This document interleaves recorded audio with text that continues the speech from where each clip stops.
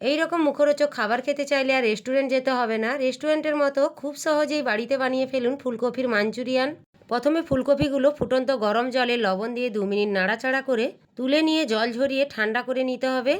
ততক্ষণে একটা ব্যাটার বানিয়ে নেব। তার জন্য একটা বলে 3 চামচ ময়দা, 2 চামচ কর্নফ্লাওয়ার, হাফ চামচ গোলমরিচের গুঁড়ো, স্বাদ মতো লবণ, কাশ্মীরি লঙ্কার গুঁড়ো দিয়ে ভালো করে শুকনো উপকরণগুলো মিশিয়ে 1 চামচ আদা বাটা দিয়ে মাখিয়ে অল্প অল্প জল দিয়ে একটা স্মুথ ব্যাটার বানিয়ে নেব। এরপর ঠান্ডা করা কফিগুলো ব্যাটারের মধ্যে দিয়ে ভালোভাবে কোট করে আলাদা একটা পাত্রে ছড়িয়ে রাখবো আর 2 চামচ কর্নফ্লাওয়ার মাখিয়ে দেব। তেল গরম করে একে একে ফুলকপিগুলো হালকা লালচে করে ভেজে নেব। ভাজার সময় অবশ্যই গ্যাসের আঁচটা মিডিয়ামে রেখে ভাজবেন। এরপর একটা সসের মিশ্রণ বানিয়ে নেওয়ার জন্য বাটিতে 2 চামচ ভিনিগার, 2 চামচ ডার্ক সয়া সস, 1 চামচ গ্রিন চিলি, 3 চামচ টমেটো সস দিয়ে ওই বাটি ধোয়া অল্প জল দিয়ে সসটা বানিয়ে রাখবো।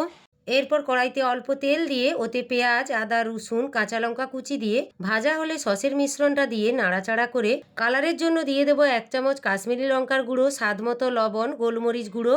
সসটা ফুটে এলে দিয়ে দেবো ভেজে রাখা ফুলকপিগুলো।